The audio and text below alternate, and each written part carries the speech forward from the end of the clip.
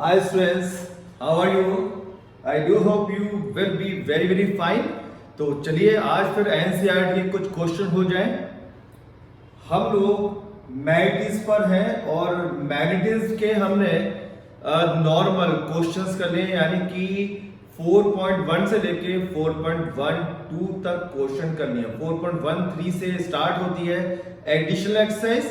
तो देखिए इस नेक्स्ट हाफ एन आवर या 40 मिनट्स में हम लोग कितने क्वेश्चन कर पाते हैं। उसके बाद नहीं तो एक और वीडियो बना लेंगे और इसको फिनिश करेंगे।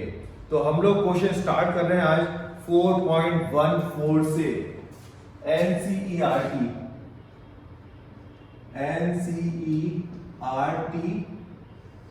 इसमें 4.14 से स्टार्ट हो रहे हैं क्वेश्चन। मैग्नेटिज्म चैप्टर का नाम है। अच्छा, अब इसमें मैं क्वेश्चन आपको एक बार रीड कर दूं।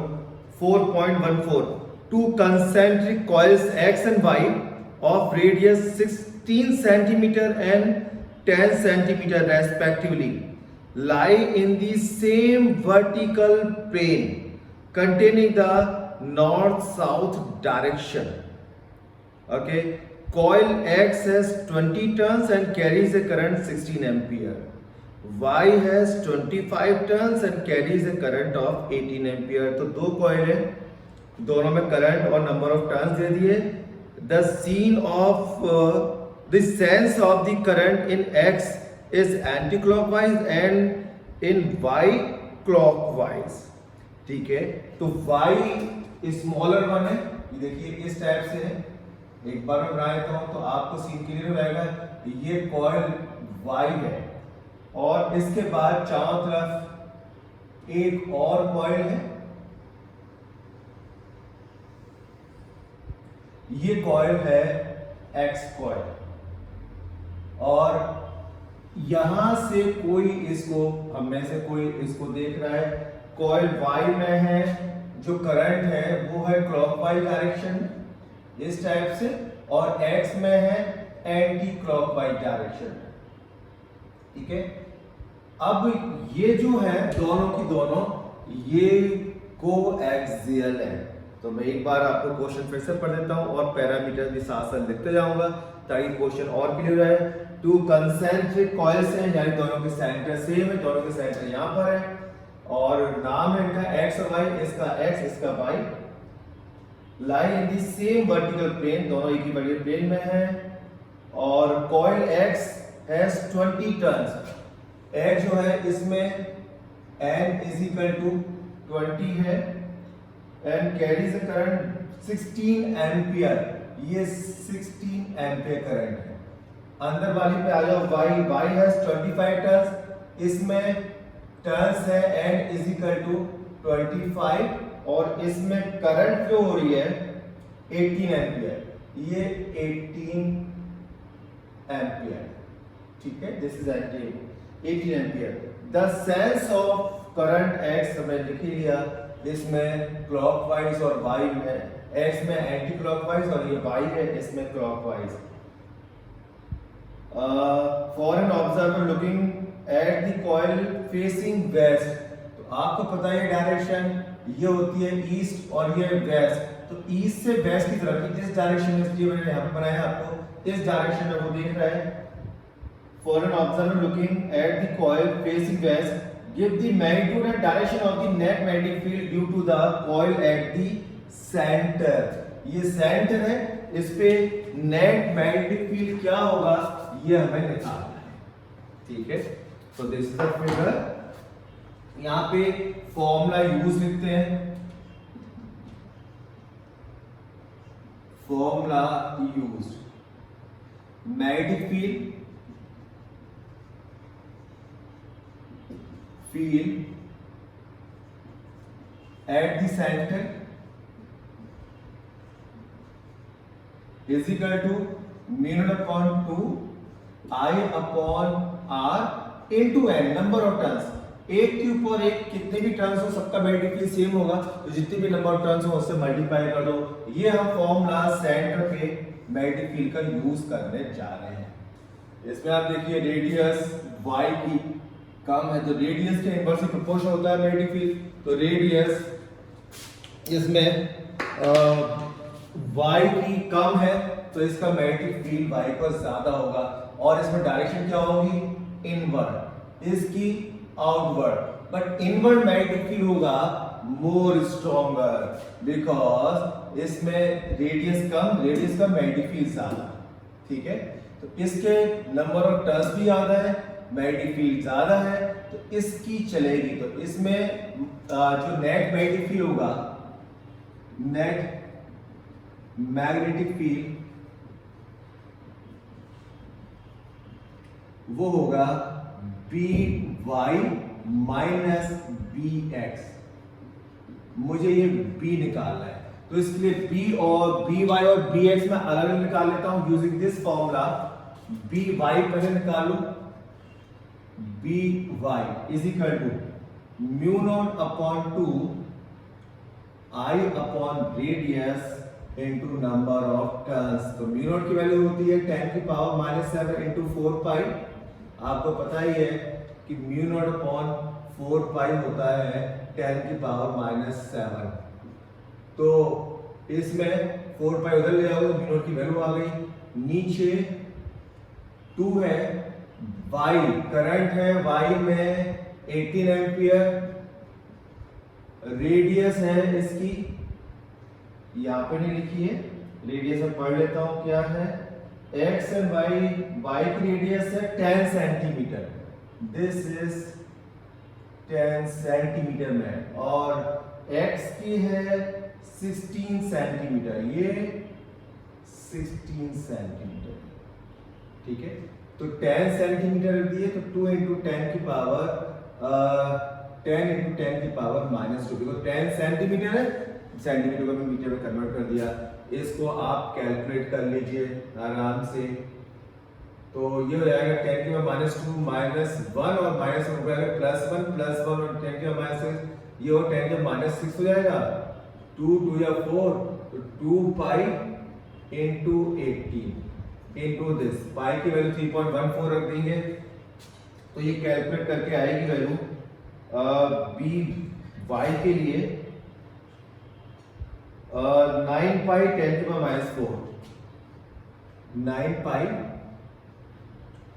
10 की पावर -4।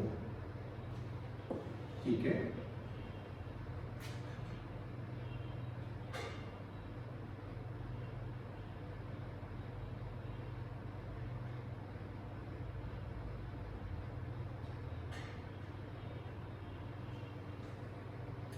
कैलकुलेशन चेक कर रहा हूं मैं, यूनिट अपॉन 2 और 4 पाई यूनिट की वैल्यू हमने सही डाली है, आई की वैल्यू 18 है, नंबर ऑफ टर्न्स नहीं है, एन की वैल्यू नहीं है, नंबर ऑफ टर्न्स इसमें क्या है, वाई में 25, this is 25 into 25 into 25, sorry ये तो फाइनल आंसर है, इंटू 25 आप कर देना, राइट। तो ये आपका आंसर आ जाएगा, बिल्कुल ये आएगा टेस्ट में, ये बात। अब बी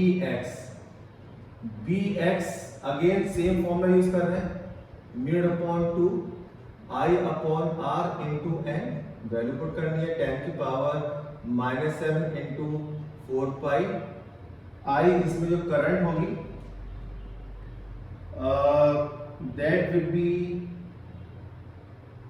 16, इसमें है 16 एम्पियर और नंबर ऑफ टर्न्स है 20, रेडियस है 16 सेंटीमीटर, 16 इंटू 10 की पावर -2, 16 से 16 पूरा की पूरा कट जाएगा, बहुत अच्छी वैल्यू दी हुई है, -2 पर जाएगा +2, तो 10 की पावर -5 हो जाएगा, 4 पाई इंटू 20। तो इसको अगर हम लोग कैलकुलेट करते हैं बी एक्स को, तो 4 पाई इंटू 10 की पावर -4, 4 पाई और 10 की पावर -4,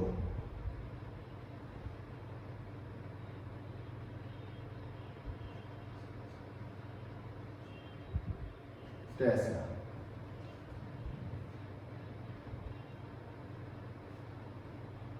बिल्कुल ठीक है, इसमें एब्सोल्युटली राइट। ये आएगी बी एक्स की वैल्यू, ये बी एक्स और ये बी वाई।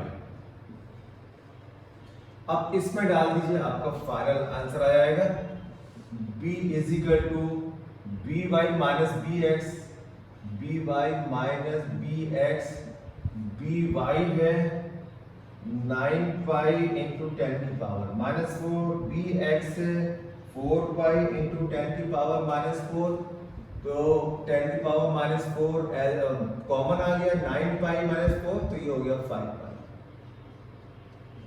इतने टेस्ला आपका आंसर आ गया। 5 पाई 10 की पावर माइनस 4 1.6 हो जाएगा जब आप मल्टीप्लाई करोगे, 1.6 10 की पावर माइनस 3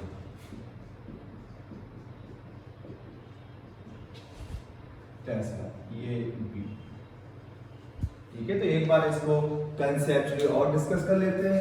ये दो कंसेंट्रिक कॉइल्स हैं और इसमें नंबर ऑफ टर्न्स गिवन है क्वेश्चन में, दोनों एक ही वर्टिकल प्लेन में लाई कर रहे हैं और इसमें जो सेंस ऑफ करंट है इसमें है क्लॉकवाइज और इसमें एंटी क्लॉकवाइज है। इसके मैग्नेटिक फील्ड डिफरेंट होंगे बट इसकी रेडियस कम है, नंबर ऑफ टर्न्स भी याद है, तो इसमें मैग्नेटिक फील्ड स्ट्रॉन्गर होगा। तो इसके मैग्नेटिक फील्ड में से इसका मैग्नेटिक फील्ड में माइनस क्या है, फॉर्मूला ये वाला यूज होगा। ठीक है, अब नेक्स्ट क्वेश्चन पे चलते हैं। क्वेश्चन नंबर 4.15, इसमें आप पॉज करके या रिवर्स करके वीडियो देख सकते हैं।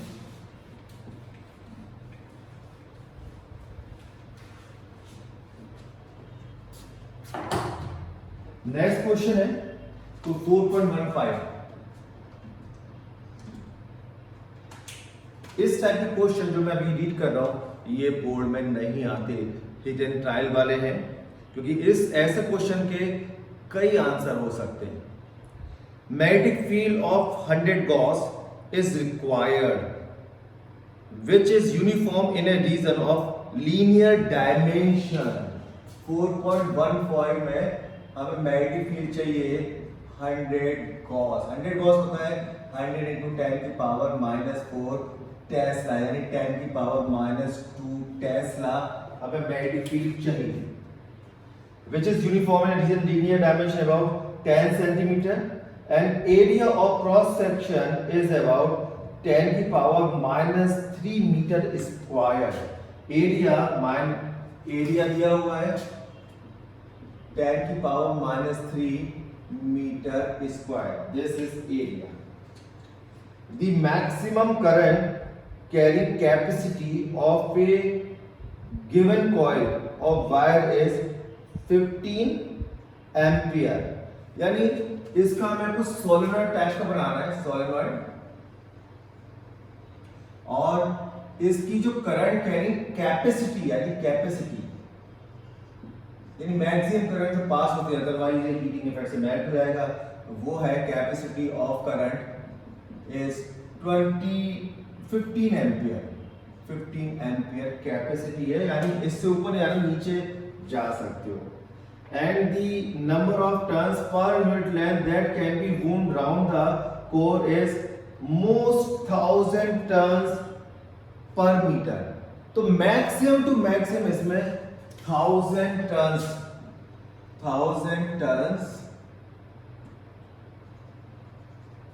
पर मीटर, ये स्मॉल एन की वैल्यू मैक्सिमम है, यानी इससे कम ले सकते हैं, इससे ज्यादा स्मॉल एन नहीं लेंगे।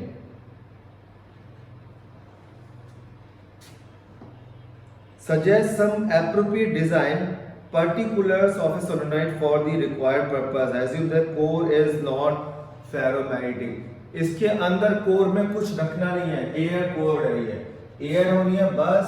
अब हमें ऐसा सजेशन ये लोग मांग रहे हैं जिससे हम इतना मैग्नेटिक फील्ड डेवलप कर पाए, यानी कितने नंबर ऑफ टर्न्स होंगे, कितनी बड़ी कॉइल होगी, कितनी बड़ी सोलेनॉइड होगा, ये सब एक डायमेंशन मांग रहे हैं। तो सबसे पहले हम रेडियस देखें, एरिया है इसमें इतना तो ए होता है पाई आर स्क्वायर, ये आर, तो पाई आर स्क्वायर हो गया 10 की पावर -3, तो आर हो गया इसमें 10 की पावर -3 अपॉन पाई का अंडर रूट। आप इसे कैलकुलेटर से कैलकुलेट कर लीजिए, ये आएगा लगभग 1.78 सेंटीमीटर आएगा। और इसमें जो लेंथ है, लेंथ सोलेनॉइड की वो कितनी लेनी है, 50 सेंटीमीटर। एक्चुअली है क्या, मैं इसमें आपको एक कंसेप्ट बताऊं। सोलेनॉइड की अगर लेंथ बहुत ज्यादा है और रेडियस कम है, यानी L is very very large then R, तो ऐसे सोलेनॉइड को कहते हैं सोलेनॉइड ऑफ इनफाइनाइट लेंथ। और ऐसे सोलेनॉइड में मैग्नेटिक फील्ड यूनिफॉर्म होता है, तो यूनिफॉर्म मैग्नेटिक फील्ड की डिमांड की गई है। और इसके लिए हमें ऐसा सोलेनॉइड बनाना है जिसकी लेंथ रेडियस के कंपैरिजन में बहुत ज्यादा, कंपैरेटिवली ज्यादा हो, ताकि ये इनफाइनाइट डायमेंशन का टीट हो सकता हो। तो आप देखिए इसकी प्रेजेंट रेडियस इतनी है, हम इसको लगभग 2 सेंटीमीटर ले लेते हैं, r is equal to 2 centimetre, right. और इसकी लेट से लेंथ जो है, लेंथ लेते हैं इसकी हाफ मीटर, यानी लगभग 50 सेंटीमीटर। तो लेंथ 50 सेंटीमीटर हो गई, बिकॉज रेडियस की कंपैरिजन, रेडियस जस्ट 2 सेंटीमीटर, आप मीटर स्केल पे देखेंगे 2 सेंटीमीटर कितना होगा, 1 और 1 कितना सा होगा, लगभग 2 सेंटीमीटर। और इसकी लेंथ दी हमने 50 सेंटीमीटर, तो ये 52 के कंपैरिजन बहुत बड़ा है, तो हमारे डायमेंशन पे फिट बैठता है। तो इसको हम इनफाइनाइट सोलेनॉइड की तरह ट्रीट कर सकते हैं और इसके अंदर मैग्नेटिक फील्ड यूनिफॉर्म होगा। तो इसमें लेंथ आ गई हमारी इतनी, रेडियस है 2 सेंटीमीटर। अब हम इसमें नंबर ऑफ टर्न्स निकालते हैं, कितने होंगे, तो B is equal to mu naught N I. B हमें रखना है 100 गॉस, म्यू नॉट की वैल्यू 10 की पावर -7 इंटू 4 पाई, एन हमें निकालना है, और करंट की मैक्सिमम वैल्यू 15 एम्पियर मैक्सिमम, तो मैक्सिमम तो कभी लेते नहीं है, डेंजर लेवल पर है, तो इसको कम ले लेते हैं, लगभग 10, तो मान लीजिए करंट है 10 एम्पियर। तो ये हो गया, एन आएगा 100 अपॉन 10 की पावर -7 इंटू 4 पाई इंटू 10। अब इसको आप सॉल्व करेंगे तो इसकी जो वैल्यू आएगी वो मैं आपको बता देता हूं।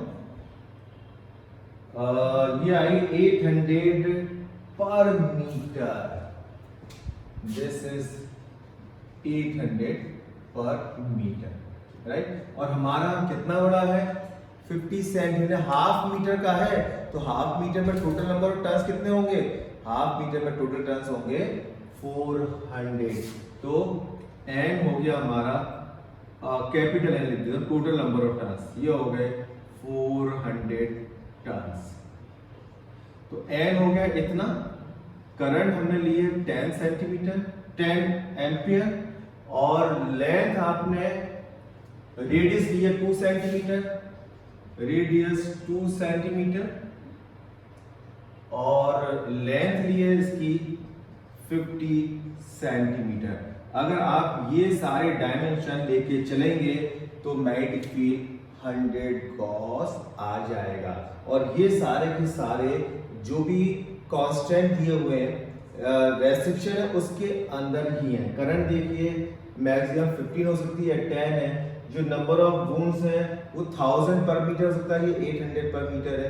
हमारी लेंथ चूंकि हाफ थी इसलिए हमने हाफ लिया है, इसका 400। तो ये आंसर हो गया, but this is not the unique and only answer. आप कुछ और भी हो सकता है, अगर करंट आप ले लें 11 एम्पियर या 9 एम्पियर तो कुछ और भी आंसर हो सकता है लाइक दिस। ठीक है, तो आगे बढ़ते हैं, question number 4.16।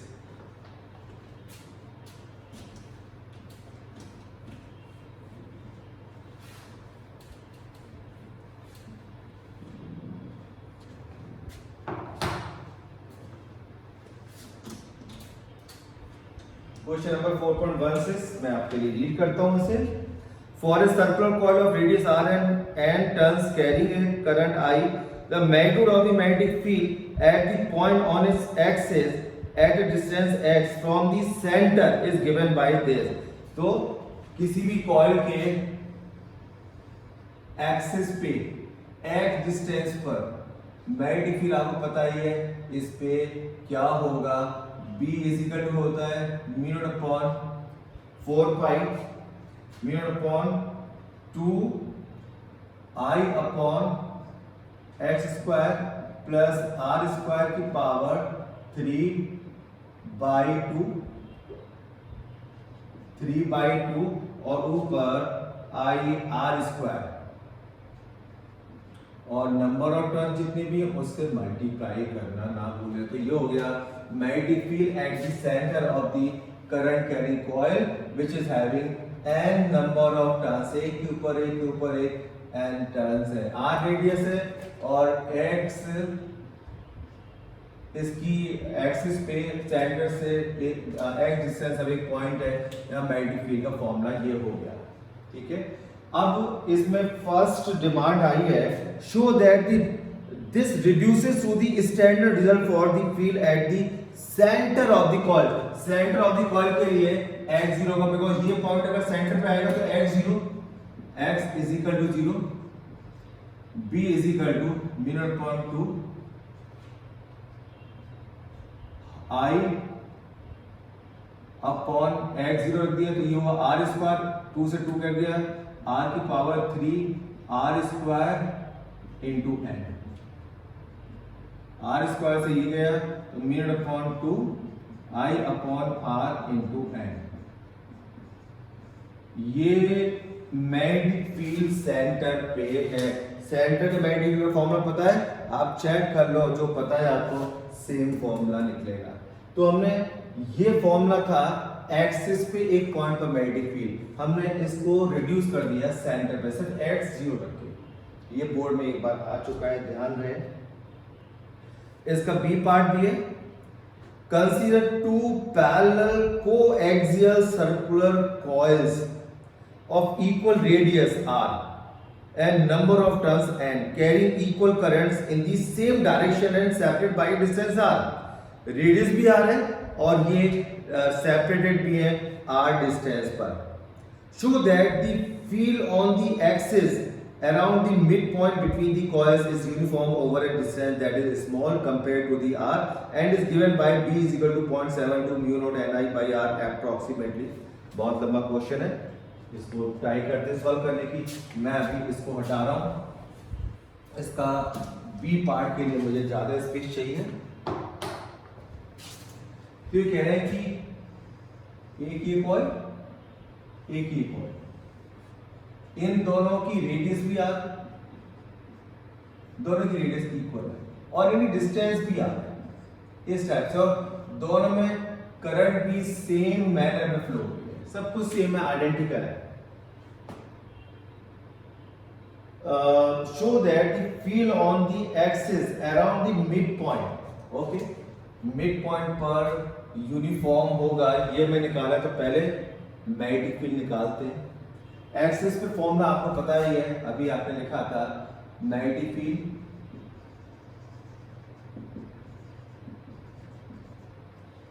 at a point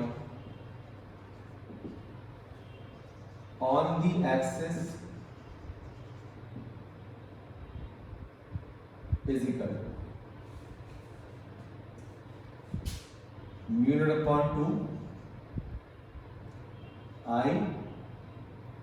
r square upon r square plus x square की पावर 3/2 into n। ये फॉर्मूला होता है एक्सिस पे। यहाँ पे ये r/2 दे रखा है, जो पॉइंट है वो r/2 है। इसी फॉर्मूले का हमें करना है use. This is p mu naught I R square two X square, बिल्कुल ठीक, यही फॉर्मूला है। फॉर्मूला एक बार चेक कर लिया, बिल्कुल सही फॉर्मूला है। अब यह है मैग्नेटिक फील्ड का फॉर्मूला। मैग्नेटिक फील्ड x के साथ आप देखोगे x यहाँ पर x आ रहा है और x के साथ वेरी करेगा, यानी कि पॉइंट अगर मैं यहां ना लेके यहां लूं या यहां लूं तो मैग्नेटिक फील्ड वेरी करेगा। तो आपको क्या करना है, मैग्नेटिक फील्ड B के साथ किस तरह वेरी करेगा, इसके लिए मेरे को निकालना है dB/dx। बट इसके लिए जो वेरिएबल है उसको अलग कर लेते हैं, कांस्टेंट को अलग कर लेते हैं। इसमें सिर्फ ये पोर्शन वेरिएबल है, बाकी सारा कांस्टेंट सबको मिला लेते हैं। μ0/2 I स्क्वायर n, यानी μ0/2 I r स्क्वायर n को k लिख देते हैं। तो मैग्नेटिक फील्ड का फॉर्मूला थोड़ा सिंपल हो जाएगा, k और इसको ऊपर ले जाएं r square plus x square की पावर -3/2। ये मैग्नेटिक फील्ड हो गया। ये ज्यादा सिंपल लग रहा है देखने में, सॉल्व करने में भी थोड़ी आसानी रहेगी। अब dB/dx, क्योंकि मैग्नेटिक फील्ड को देखना है किस तरह वेरी कर रहा है x के साथ, dB/dx is equal to k तो कांस्टेंट है, n x की पावर n-1 वाला फॉर्मूला लगाते हैं, तो ये होगा n-3/2 r square plus x square की पावर -3/2 -1, तो ये हो जाएगा -5/2 इनटू 2x। ये मैग्नेटिक फील्ड हो गया। अब अगर ये यूनिफॉर्मली वेरी कर रहा है तो ये कांस्टेंट होना चाहिए और कांस्टेंट का डिफरेंशिएशन 0 होना चाहिए। तो इसको एक बार और दोनों तरफ डिफरेंशिएट कर दें तो इधर क्या आएगा, 0 आएगा, यानी कि d2b/dx स्क्वायर 0 आना चाहिए, बिकॉज अगर dB/dx according to question constant है। इसको डिफरेंशिएट करते हैं एक बार फिर से और फिर 0 रख देंगे और फिर सॉल्व कर लेंगे, देखते हैं क्या आता है। इसको एक बार और करते हैं तो -3k, 2 से 2 काट देते हैं, -3kx, और ये था r square plus x square की पावर -5/2। ये था हमारा dB/dx था। दोनों तरफ एक बार और डिफरेंशिएट कर दो, इसको भी कर दो d/dx और इसको भी कर दो d/dx, तो ये हो गया d2b/dx स्क्वायर। इसको अभी डिफरेंशिएट कर लेते हैं। मल्टीप्लिकेशन रूल याद है आपको, एक बार में एक डिफरेंशिएशन। तो इसका डिफरेंशिएशन s की पावर n की पावर s, n s की पावर n-1, तो ये होगा -5/2 r square plus x square कि -5/2 -1, तो ये होगा -7/2 इनटू 2x, और ये वाला एज इट इज, यानी कि -3kx एज इट इज। अब प्लस साइन लगाते हैं, उल्टा करते हैं, हमने इसका डिफरेंशियल लिया हुआ, इसको एज इट इज में इसको डिफरेंशिएट करेंगे तो x 1 हो जाएगा, तो ये आएगा इधर -3k और x का 1 हो चुका है, इसको ज्यों की त्यों रख देते हैं, r square plus x square की पावर -5/2 और इसको 0 रख दीजिए। रीजन dB/dx को कांस्टेंट कहा गया है, वेरिएशन कांस्टेंट, तो उसका डिफरेंशिएशन 0 होगा, कांस्टेंट का डिफरेंशिएशन 0 होता है। अब इसमें देखते हैं क्या है, कॉमन है, x कॉमन है, 3k कॉमन है, ओके, इसमें से 3k कॉमन ले लिया, x कॉमन है, x यहां भी आ रहा है, ठीक है, x कॉमन नहीं है, r की power r square plus x square की पावर -5/2 कॉमन है। अब देखते हैं क्या बचा, इधर बचा 2x स्क्वायर, यहां 5/2 माइनस करते हैं इसको, तो ये आएगा -2/2 -1 आ जाएगा, तो ये आएगा इसमें -5/2 और इसमें से कॉमन आ गया 5/2, तो ये होगा +5/2 5 प्लस -7 -2/2 -1, तो ये आएगा r² + x² की पावर -1। यहाँ देखते हैं क्या बचा, ये पूरा कॉमन है और 3 के पूरा निकाल लिया हमने, ये आया +1। अब इसको 0 के नीचे ले जाएंगे तो ये भी 0, तो ये हो गया हमारा 2 से 2 काट देते हैं, -5x² r² + x² की पावर -1 +1 = 0। इसको उधर ले जाएंगे तो वो 1 = 5x² r² + x² की पावर -1। ठीक है, तो इसको अब नीचे ले आते हैं, 1 को नीचे, इसको ऐसे भी लिख सकते हैं r² + x², इसको नीचे लाके ऊपर गया है, ठीक है, और इसको नीचे ले गया तो इसको 5x²। अब इसको सॉल्व करते हैं, 5x² = r² + x² आ गया।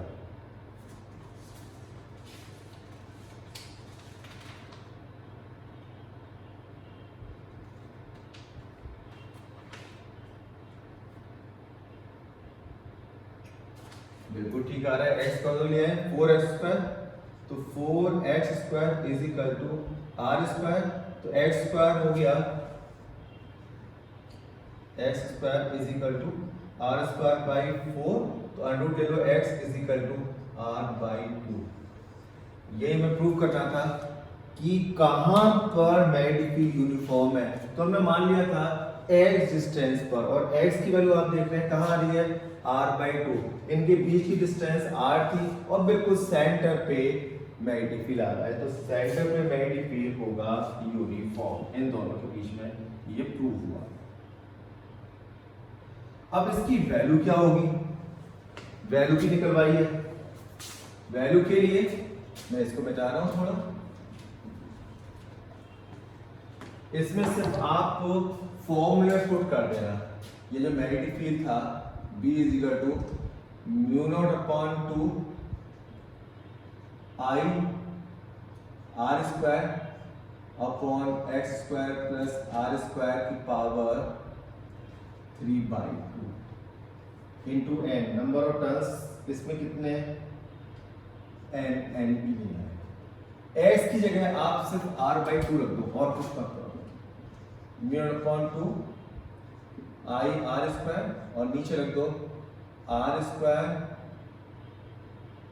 बाई 4 हो जाएगा, x ही r/2 लिखोगे, स्क्वायर है, प्लस r² 3/2।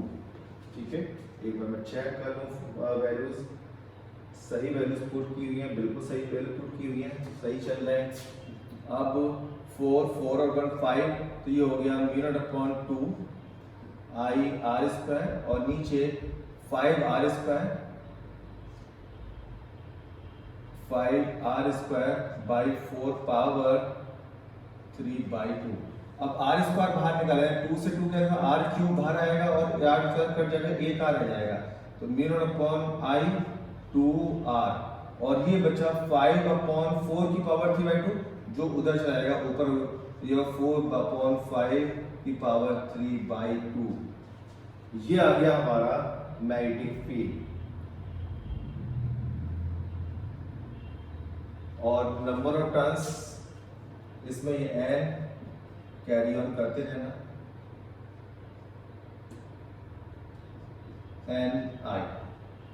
अब इसको सॉल्व कर लीजिए, इसको सॉल्व करके आएगा 0.72 μ0 n/r,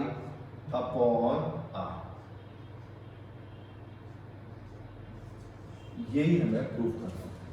ठीक है, तो एक बार मैं ब्रीफ कर दूं, काफी लंबा क्वेश्चन था, इसमें 2 कॉइल्स दिए, दोनों की रेडियस इक्वल है और दोनों का r डिस्टेंस रख दिया, तो हमसे पूछा था कि प्रूव करो कि सेंटर यानी कि बिल्कुल मिडिल पॉइंट पे मैग्नेटिक फील्ड यूनिफॉर्म होगा छोटी सी स्पेस में। उसके लिए हमने एट डिस्टेंस पर मैग्नेटिक फील्ड निकाला स्क्वायर, और फिर क्या करा हमने 2, इसमें एक काम और करना, जिसमें 2 से मल्टीप्लाई भी करना, बिकॉज दोनों के मैग्नेटिक फील्ड सेम डायरेक्शन में होंगे, क्योंकि दोनों में करंट की डायरेक्शन सेम है, तो इसमें 2 भी कर देना, ठीक है। 2 मल्टीप्लाई करके ये आ जाएगा। अब इसमें आपको क्या करना है कि हमने dv/dx निकाला और फिर d2b/dx निकाला, क्योंकि dv/dx कांस्टेंट तब होगा जब इसका डबल डिफरेंशियल 0 होगा, बिकॉज कांस्टेंट का डिफरेंशियल 0 होता है। हमने इस टेक्निक का यूज किया और हमने x की वैल्यू निकाली, वो आ गई r/2, यानी कि बिल्कुल मिडिल पॉइंट आ गया जैसा कि डिमांड कर रहे थे, ठीक है। उसके बाद यहाँ मैग्नेटिक फील्ड निकालना है, तो मैग्नेटिक फील्ड दोनों का सेम होगा, मैंने एक का निकाला था, दोनों का मैग्नेटिक फील्ड के लिए 2 से मल्टीप्लाई कर देना है, ठीक है। और x² + r² की पावर 3/2 होती है, x के लिए r/2 रखना है और सॉल्व करना है, और कुछ नहीं करना, आपको इसको करना है।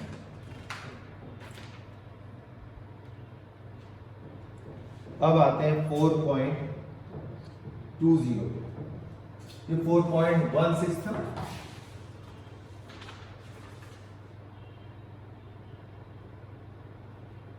4.17,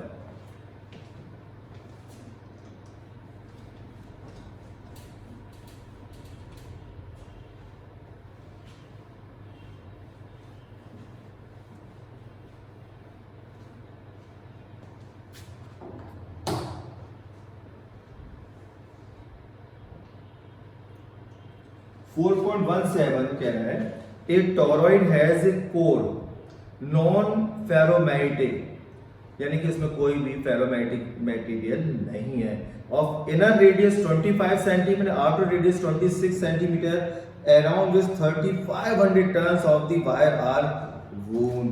मतलब इस टाइप से ये है,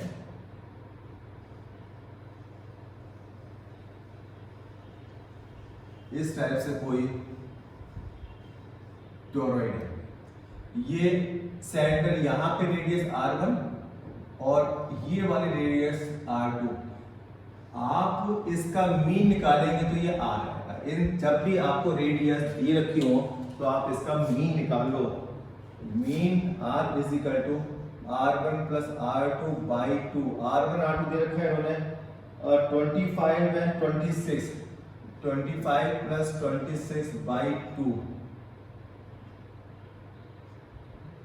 51/2, तो 51/2 आएगा 25.5 सेंटीमीटर। ये सेंटीमीटर मीटर में कन्वर्ट कर लेंगे, कोई बात नहीं। अब टोटल लेंथ कितनी होगी? 2πr, 2πr टोटल लेंथ है, तो स्मॉल m होता है 2πr upon total turns, total turns यानी कि 2πr अपॉन n, या तो टोटल नंबर ऑफ टर्न्स हमें दे रखी है इन्होंने 3500, तो स्मॉल n आएगा 2πr, रेडियस में निकाली हुई है 25.5 × 10⁻⁻2 upon total number of turns है 3500, तो ये स्मॉल n आ गया, ठीक है। This is small n। अब इसमें पूछा है magnetic field outside the toroid, inside the core of the toroid and in the empty space surrounded by the toroid। तो देखो empty space में तो इसमें 0 होता है, बाहर भी 0 होता है, सिर्फ अंदर होता है। अंदर कितना होता है? v = μ0, ये वाला n और I। μ0 की वैल्यू 10⁻⁻7 × 4π, n ये रहा 2πr 25.5 × 10⁻⁻2 upon 3500 into I। Current है इसमें 11 एम्पियर करंट फ्लो होती है, ठीक है। इसको आप कैलकुलेट करेंगे,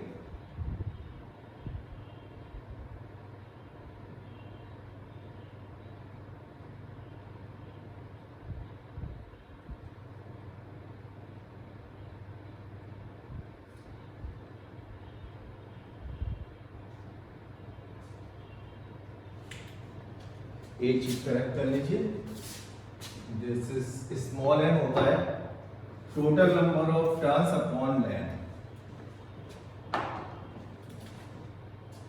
ठीक है। टोटल लेंथ कितनी, 2 पाई r, तो इसमें टोटल नंबर ऑफ टर्न्स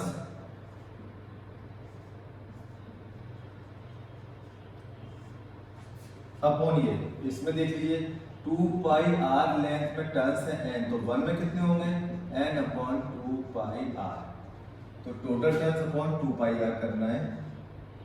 तो टोटल नंबर ऑफ टर्न्स है 3500 अपॉन 2 पाई r, n होगा हमारा ये 3500 अपॉन 2 पाई r, ठीक है। ये n है, तो यहाँ पे n की वैल्यू करेक्ट कर लीजिए।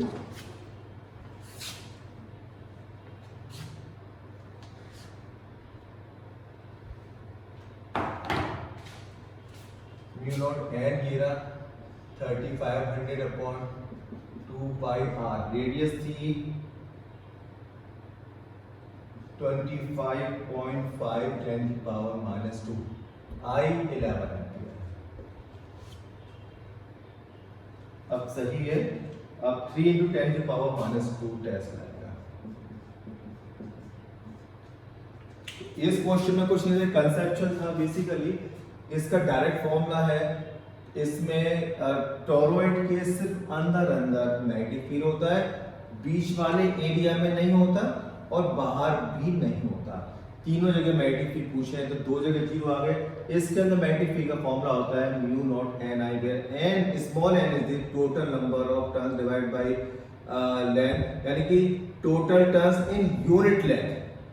तो l लेंथ में अगर n है तो 1 में होंगे n बाई l, यहाँ पे जो l है वो 2 पाई r थी, हमने 2 पाई r से डिवाइड कर दिया टोटल टर्म्स में, स्मॉल n आ गया तो म्यू नॉट n I में वैल्यू डाल दी और इसमें बहुत इजीली आंसर आ गया। तो ये वाला क्वेश्चन डायरेक्ट फॉर्मूला बेस्ड था। अब कंसेप्चुअल आ रहे हैं कुछ 4.18।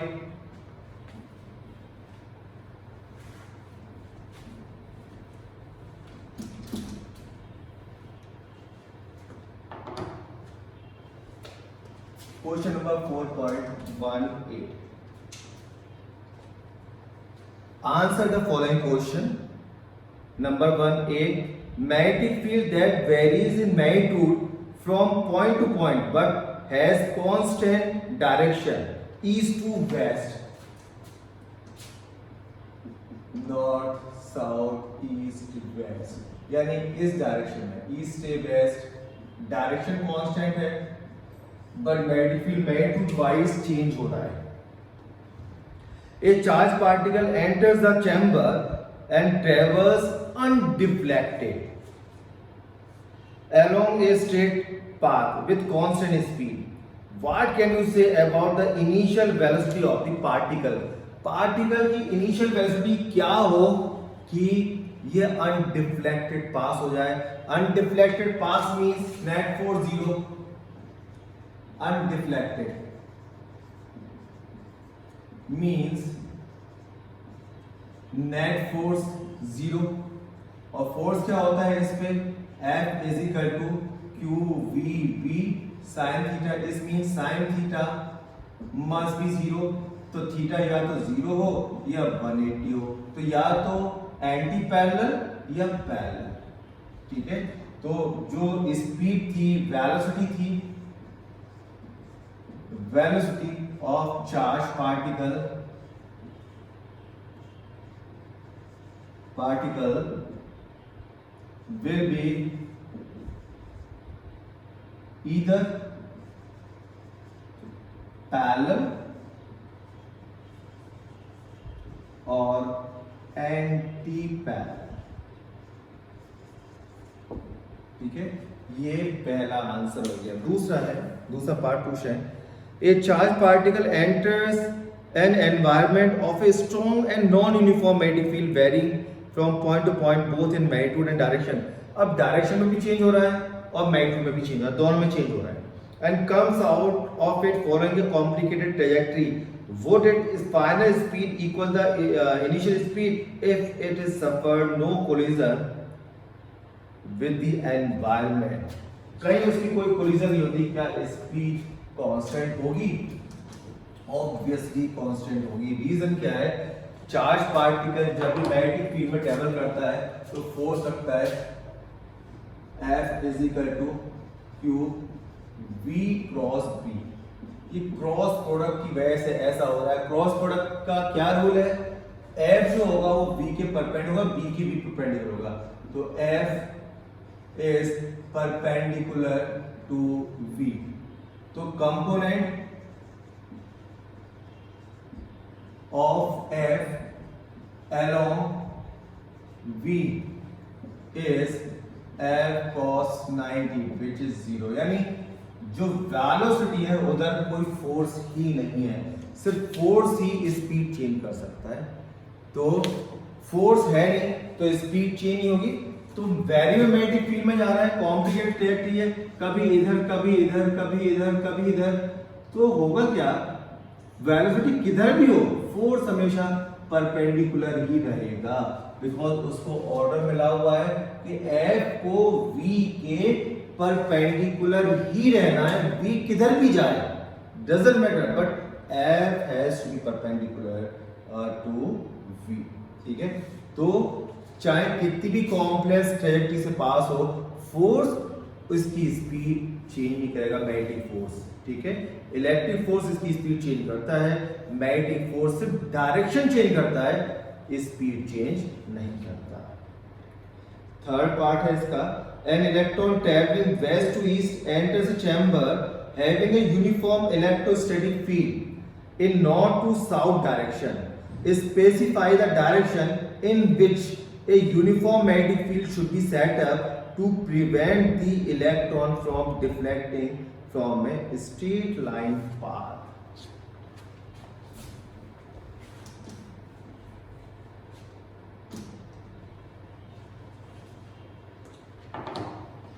4.18 का C है, electron travelling west to east, LEWS, यानी वेस्ट टू ईस्ट इधर जाए, travelling west to east enters a chamber having uniform electrostatic field in north to south direction. ये है इलेक्ट्रिक फील्ड। ठीक है, इलेक्ट्रिक फील्ड में फोर्स कितना लगता है? फोर्स ऑन चार्ज्ड पार्टिकल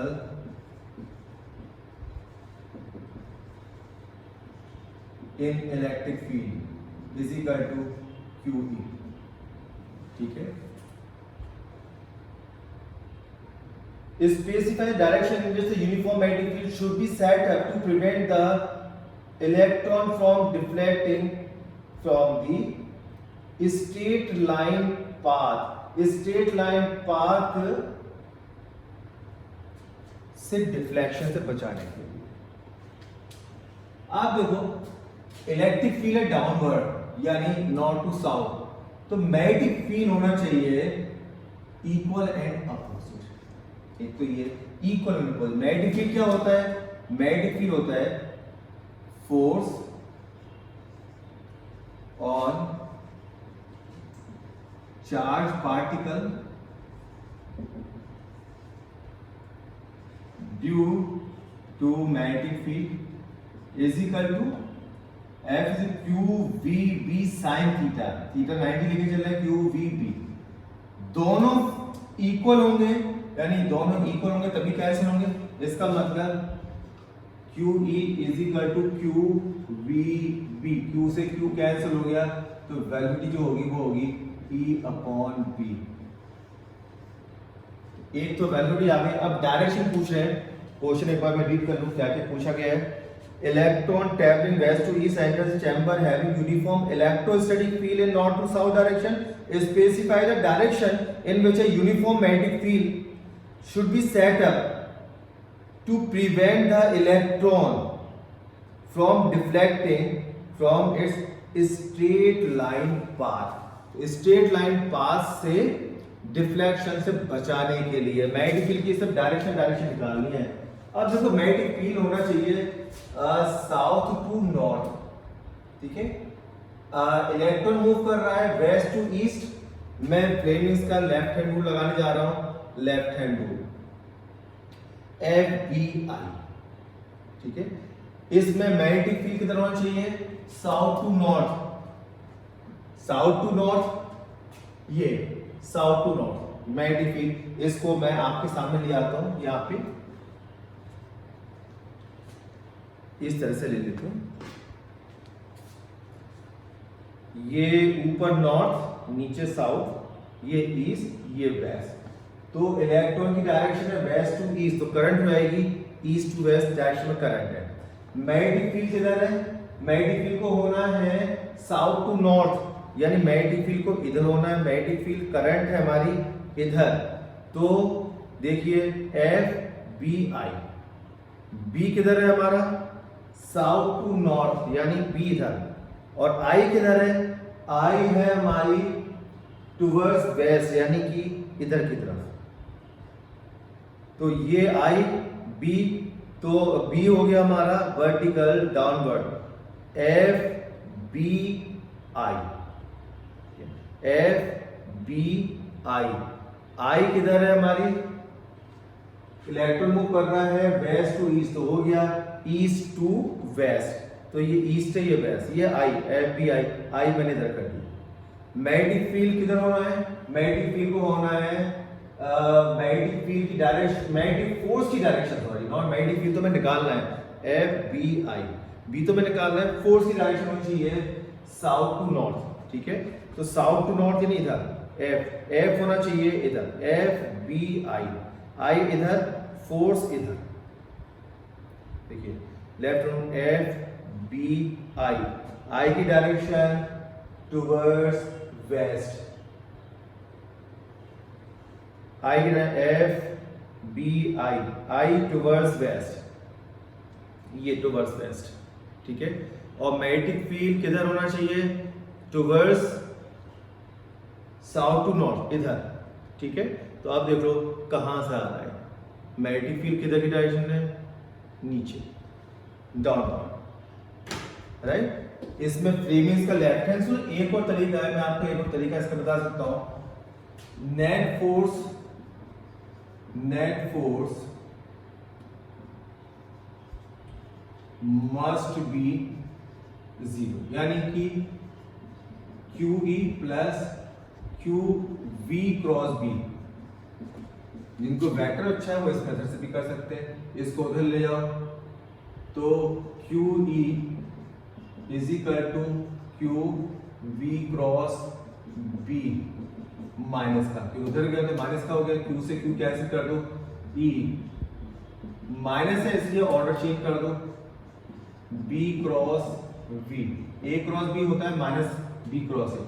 तो अब E की डायरेक्शन ये हो गई और ये हो गई हमारे फोर्स की डायरेक्शन, राइट। तो ये दोनों हमारे होने चाहिए फोर्स इस साइड से, B और V आपको दे रखा है, B आपको पता है और V भी पता है, तो आप इसकी हेल्प से भी इस क्वेश्चन को सॉल्व कर सकते हैं, बिल्कुल, ठीक है। बट मुझसे पूछेंगे तो मुझे फ्लेमिंग्स का लेफ्ट हैंड रूल वाला ज्यादा बेटर लगा।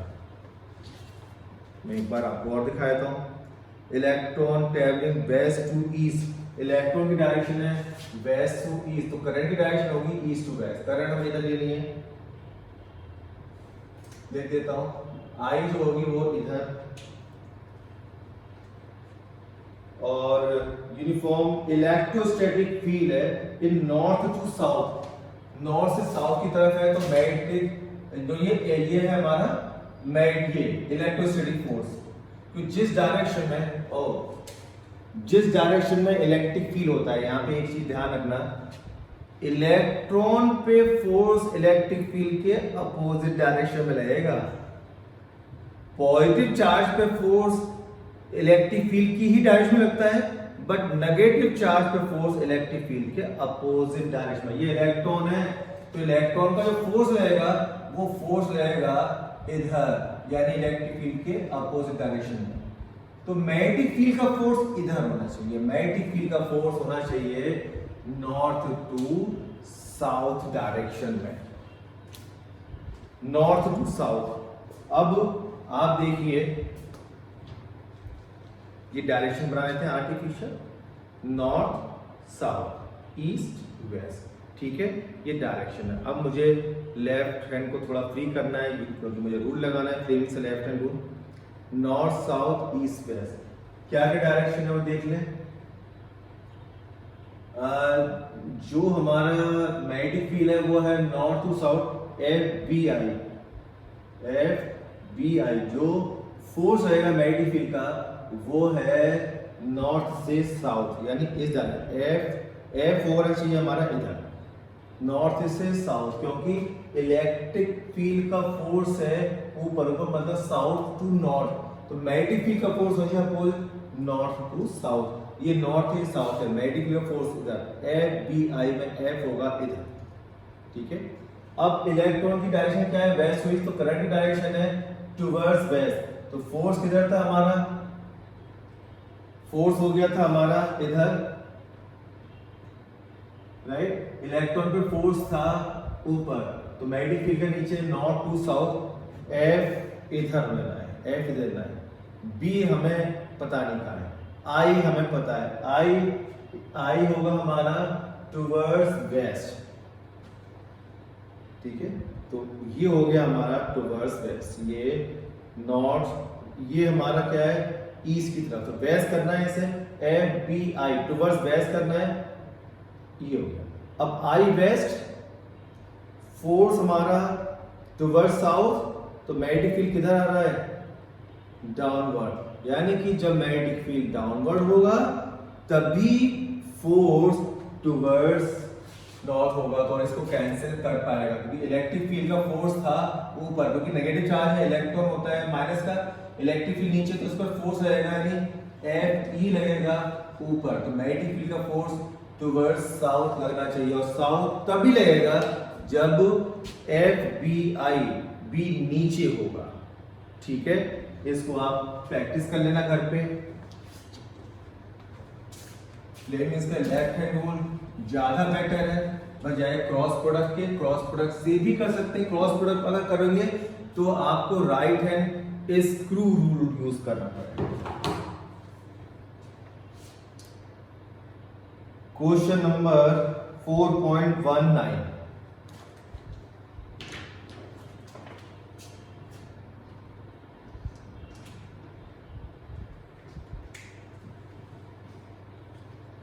an electron emitted by a heated cathode and accelerated through a potential difference of 2 kilovolt enters a region with uniform magnetic field 0.15 Tesla. Determine the trajectory of the electrons if the field is transverse to its initial velocity, makes an angle of 30 degree with the initial velocity.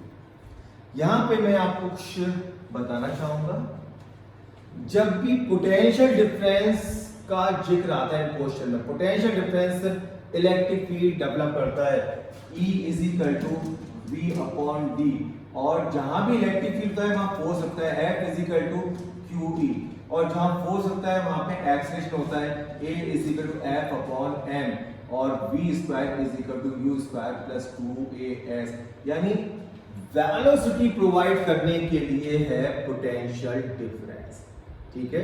तो जहां कहीं भी physics में potential difference लगाया जा रहा है, electric charge particle के पाथ में पोटेंशियल डिफरेंस बिछाया जा रहा है, तो समझ जाओ इलेक्ट्रिक फील्ड सेट किया जा रहा है, क्योंकि जब भी चार्ज पार्टिकल उसमें एंटर होगा तो उस पे फोर्स रहेगा और वो एक्सेलरेट होगा, जिससे उसकी स्पीड फास्ट हो जाएगी, और स्पीड एक पर्टिकुलर स्पीड पर वो मैग्नेटिक फील्ड में एंटर करेगा।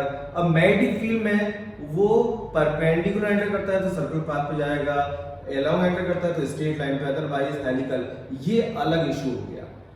बट जब भी पोटेंशियल डिफरेंस आए तो आपको करना क्या है वो मैं आपको दिखा रहा हूं। तो पोटेंशियल डिफरेंस का मीनिंग क्लियर हो गया कि जब भी हम किसी चार्ज पार्टिकल को पहले पोटेंशियल डिफरेंस में से गुजारते हैं, पास करते हैं और फिर उसके बाद किसी इलेक्ट्रिक फील्ड या मैग्नेटिक फील्ड में एंटर करवाते हैं। तो दो पार्ट हैं।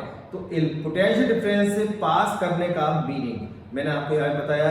इसको सिंप्लीफाइड भी कर देता हूं। आपने 11th में वर्क एनर्जी थ्योरम पढ़ी होगी।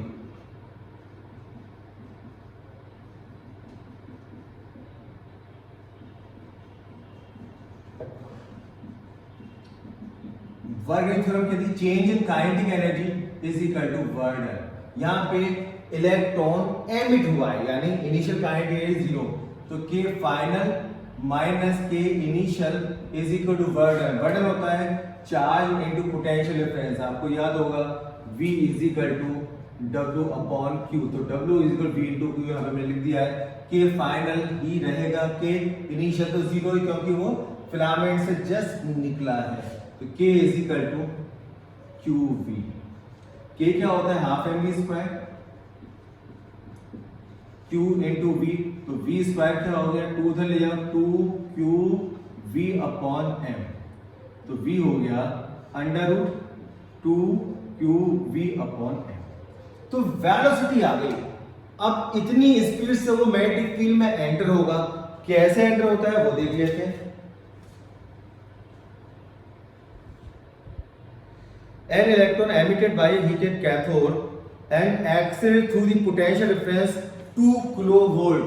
तो यहाँ पे V जो है वो है 2000 वोल्ट, क्योंकि kilo means 1000। Enters a region with the uniform magnetic field 0.15 Tesla. B हमने अभी यूज नहीं करना, बट 0.15 टेस्ला मैग्नेटिक फील्ड दिया हुआ है। Determine the trajectory of the electrons if the field is transverse to its initial। transverse perpendicular, perpendicular होगा तो path होगा सर्कुलर। और जब भी सर्कुलर पाथ आपको डेवलप करना है तो आपको सीधे सीधे ये करना है। जब भी किसी भी मैग्नेटिक फील्ड में चार्ज पार्टिकल 90 डिग्री पे जाएगा तो सर्कुलर पाथ होगा। दुनिया के किसी भी सर्कुलर पाथ पर घूमने के लिए चाहिए सेंट्रीपिटल फोर्स। जब भी सर्कुलर मोशन आए तो आंख बंद करके mv²/r लगा देना और जो भी फोर्स सेंटर की तरफ है उसके इक्वल कर देना। QVB इसमें इकलौता फोर्स है, इसके इक्वल कर दो। V से V गया तो R आएगा इसमें mv अपॉन QB। V की वैल्यू यहां से रखोगे। मास इलेक्ट्रॉन का पता ही है 1.9 × 10⁻31, Q 1.6 × 10⁻19, B दिया हुआ 0.15 टेस्ला। ठीक है,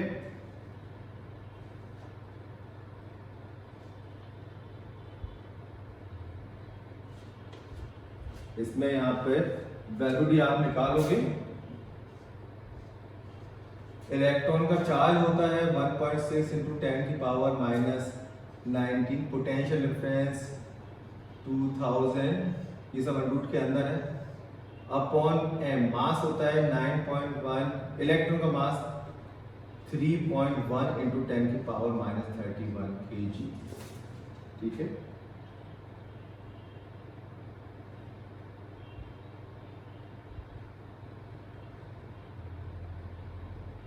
टू EM अपॉन 2EV/m। ठीक है, बिल्कुल ठीक। और इसका जो आंसर आएगा वो आएगा 2.65 × 10⁻7 मीटर पर सेकेंड। अब V आ गया, आपको यहां पर V मिल गया। मास आपका पता है इलेक्ट्रॉन का 9.1 × 10⁻31, V 2.65 × 10⁻7,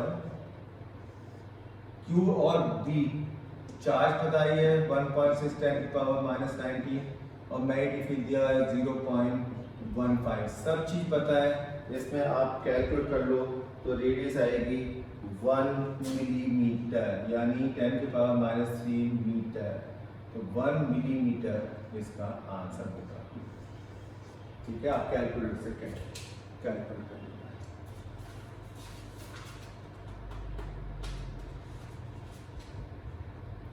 इसमें इसी का एक पार्ट और भी कह रहे हैं,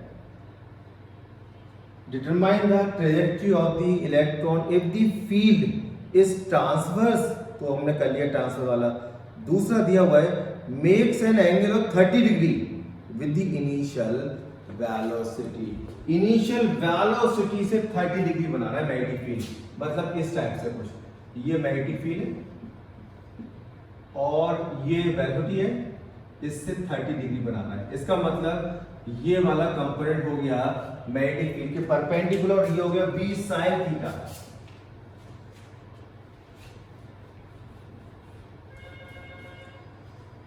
इसमें perpendicular component v sin theta, तो आप सिर्फ यहां पर v की जगह v sin थीटा रखोगे। इसमें निकालना क्या है, रेडियस ही निकालनी है इसमें भी, तो यहां भी बस आपको r m v की जगह v sin 30 रखोगे अपॉन e b, ठीक है। तो m v sin 30 upon e b, सिर्फ ये आप रख दो और आपका आंसर एकदम निकल आएगा।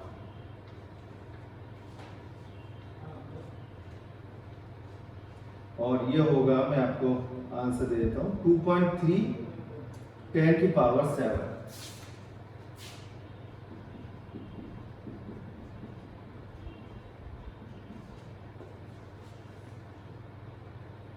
और पाथ कैसा होगा, जब भी 30 डिग्री पे जाता है किसी एंगल का पाथ कैसा होता है, हेलिकल, तो हेलिकल पाथ होगा, ठीक है। तो इसमें दो पार्ट थे, एक ट्रांसवर्स डायरेक्शन में एंटर कर रहा है, तो ट्रांसफर 90 डिग्री पर सर्कुलर पाथ में आएगा, और जहां भी सर्कुलर पाथ में आए वहां पे सेंटीमीटर फोर्स का कंसेप्ट लगना ही लगना, यानी mv²/r इक्वल टू qb भी कर दो, आपको रेडियस का फॉर्मूला मिल जाएगा। और जब 30 डिग्री पे एंटर करता है तो आपको देखना है 90 डिग्री वाला कंपोनेंट कौन सा है, ये वाला होगा cos, जो थीटा वाला है v cos थीटा और v sin theta. v cos theta की वजह से आगे मूव करता है। अगर ये पूछते कि जब इसने 1 रोटेशन पूरा किया तो वो कितना आगे बढ़ गया, उसको कहते हैं पिच। तो टाइम निकालो, time period 2πr upon v से, और टाइम से v cos थीटा को मल्टीप्लाई कर दो तो पिच भी आ जाएगी आपकी। क्या यहाँ पे इन्होंने पूछा नहीं है, ये सब मैंने नॉलेज के लिए बताया है। 4.20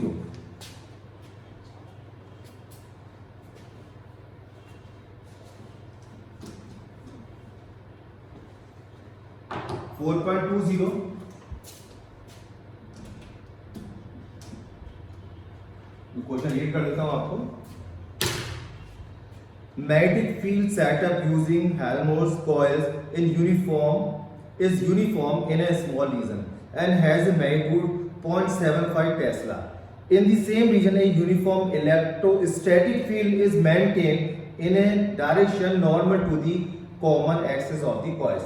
A narrow beam of charged particles, all accelerated through 15 kilovolt. Again, kilovolt आ गया, तो यानी कि पोटेंशियल डिफरेंस से चार्ज पार्टिकल को एक्सेलरेट करवा रहे हैं। उसके लिए हमेशा जब भी ऐसा हो तो ये फॉर्मूला यूज करना, half M V square is equal to Q V, V potential difference है।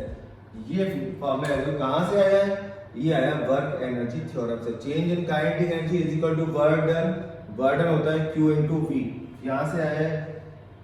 हमेशा यूज करना है जब भी पोटेंशियल डिफरेंस दिया हो। तो यहाँ पे मैग्नेटिक फील्ड है, magnetic field setup using coils is uniform in a small region and has a magnitude 0.75 Tesla. तो B दिया हुआ है 0.75 tesla. In the same region, electrostatic field is maintained in a direction normal to the common axis of the coil. A narrow beam charged particle all accelerate through the 15 kilovolt। तो ये वाला जो V है 15 into 1000 volt, and this region in a direction perpendicular to both the axis on the coil, both the axis of the coils and the electrostatic field. If the beam remains undeflected when the electrostatic field is 9 to 10 to 5, 9 into 10 to the power 5 volt पर metre. Makes a simple guess as to what beam contain. Why is the answer not unique? Okay, दो question है, बहुत अच्छा question है ये। इसमें ये कह रहे हैं अनडिफ्लेक्ट, एक इलेक्ट्रिक फील्ड भी है और मैग्नेटिक फील्ड भी है, दोनों फील्ड है और चार्ज पार्टिकल अनडिफ्लेक्टेड, मींस उस पे कोई फोर्स नहीं लग रहा। इट इज पॉसिबल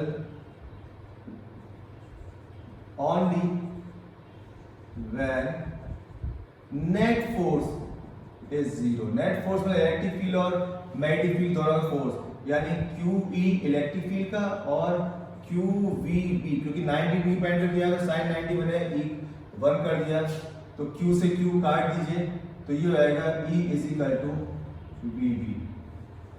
जब दोनों फील्ड इक्वल हो और अपोजिट हो तब ये ऐसा होगा। वेलोसिटी आप यहां से निकाल सकते हैं, ठीक है, ओके। तो ये आ जाएगा यहां पर E is equal to VB हो गया, यहां से आप निकाल सकते हैं वैल्यू V की। तो इसमें आप देखिए Q upon M, Q upon M की वैल्यू आएगी M अपॉन 2V और V स्क्वायर। Q उधर गया, M नीचे, तो V square upon 2V, V square upon 2V ये वैल्यू आ गई। तो Q अपॉन M की वैल्यू निकालते हैं। V स्क्वायर स्पीड दी हुई है इन्होंने,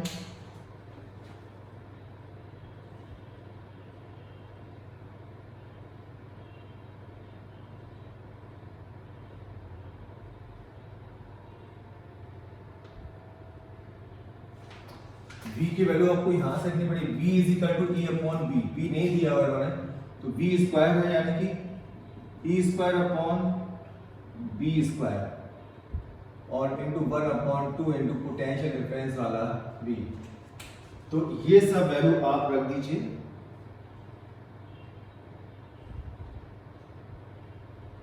राइट। तो ये हो जाएगा हमारा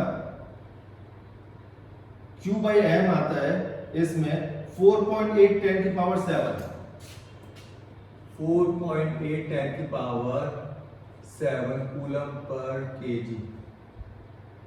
आप देखिए E हमें दिया हुआ है, बेस मैग्नेटिक फील्ड दिया हुआ है 0.75 टेस्ला, और जो वोल्टेज है वो दी हुई 15,000।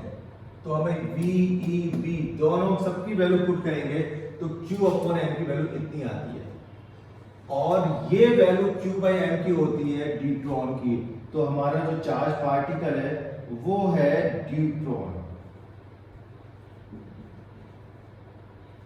हमें Q अपॉन M की value sir, but this is not unique, क्योंकि हमारे लिथियम और दूसरे भी हैं हीलियम, इन सब का भी charge to mass ratio same होता है।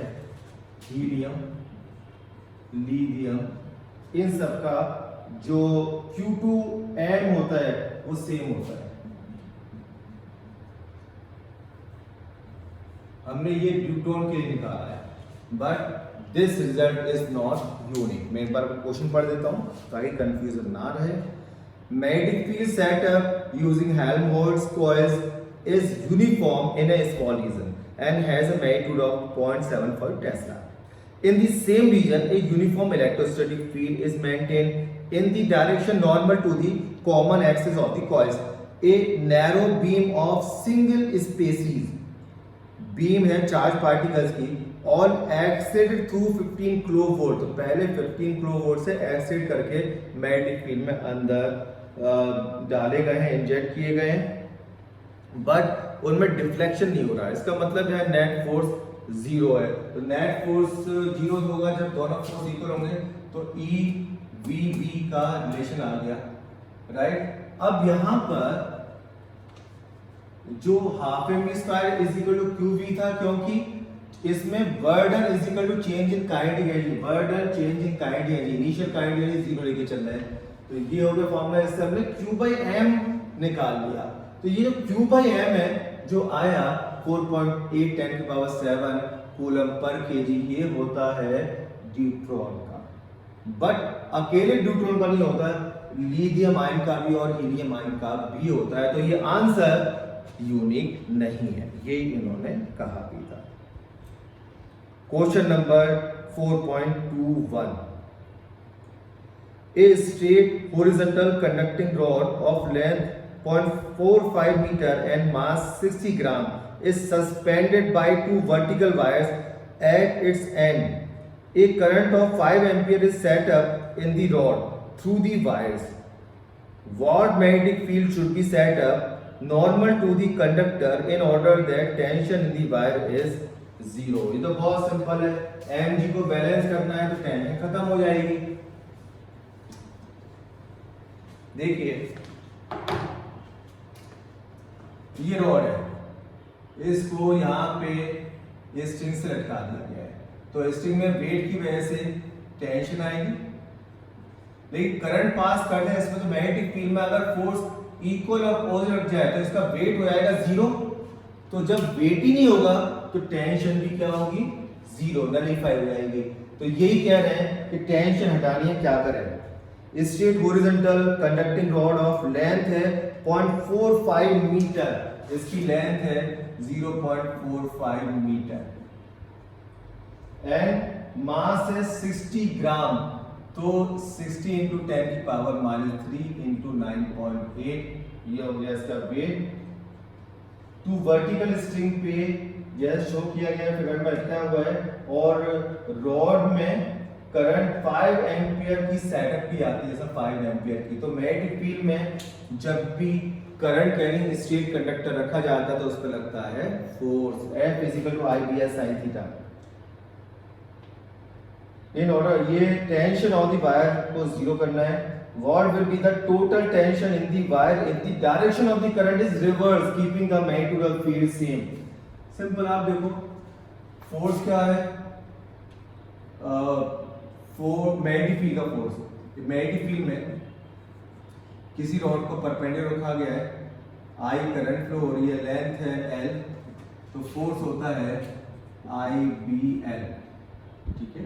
अब इस पे ये है IBL और नीचे mg, बैलेंस कब होगा, जब IBL is equal to mg हो जाए, राइट। अब क्या क्या दिया हुआ है, करंट दी हुई है 5 एम्पियर, मैग्नेटिक फील्ड पूछा है, लेंथ दी हुई है इसकी 0.45, मास दिया हुआ है 60 ग्राम और G 9.8, इससे मैग्नेटिक फील्ड निकल आएगा, ये पूछा गया है, ठीक है। तो मैग्नेटिक फील्ड आप कैलकुलेट करेंगे इसमें, तो ये आएगा आपका 0.26 टेस्ला, इतना मैग्नेटिक फील्ड आएगा। अब ये कह रहे हैं कि अगर सब कुछ मैग्नेटिक फील्ड को रिवर्स कर दे, उल्टा कर दे, तो ये ऊपर वाला फोर्स भी नीचे हो जाएगा। अब ये और ये फोर्स इक्वल है, तो mg प्लस IBL, और IBL क्या है, mg, तो नेट फोर्स नीचे क्या आएगा, 2mg। If B is reversed, the force, what will be the total tension in the wire if the direction of the current reverse, current की direction reverse कर दी तो फोर्स नीचे की जगह ऊपर रहेगा। इफ I is reverse, तो direction नीचे की जगह आएगी, ऊपर की तरफ ही, ऊपर से नीचे की तरफ आएगी, तो नेट फोर्स हो जाएगा mg प्लस IBL। अब दोनों सेम डायरेक्शन लग रहे हैं, तो ये हो गया 2mg, क्योंकि IB और mg तो इक्वल है, तभी तो बैलेंस किया था। तो ये 2mg आप लगा देना, आपका आंसर आ जाएगा। 2mg है 1.176 न्यूटन। ये सिंपल था, ये कोई खास नहीं था। एक और क्वेश्चन कर लेते हैं, छोटा सा क्वेश्चन, उसके बाद फिनिश करेंगे। the wires which connect the battery of an automobile to its starting motor carry a current of 300 ampere for a short time. What is the force per unit length between the wires if they are 70 centimeter long and 1.5 centimeter apart?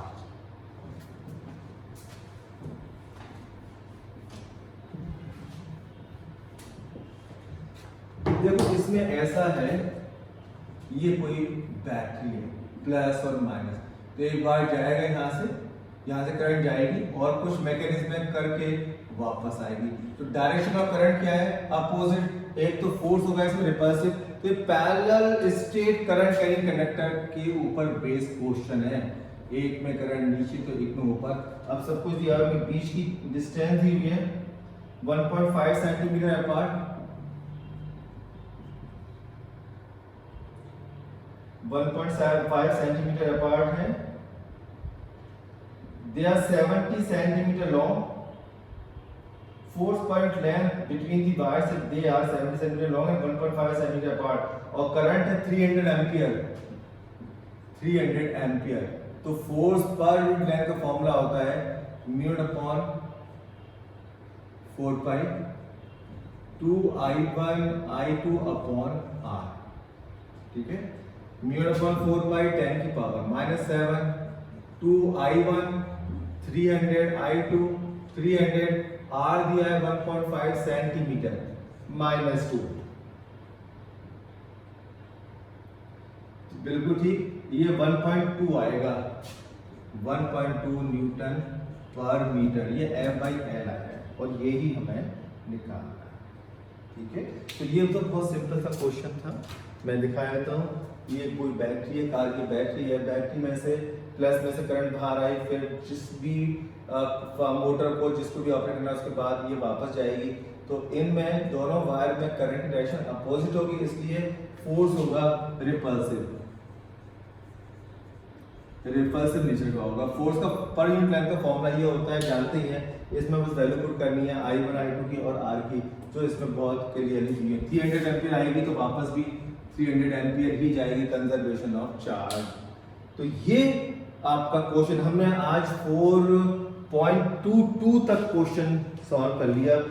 ज्यादा question नहीं है, 4.28 तक है, वो next video में करेंगे, ठीक है।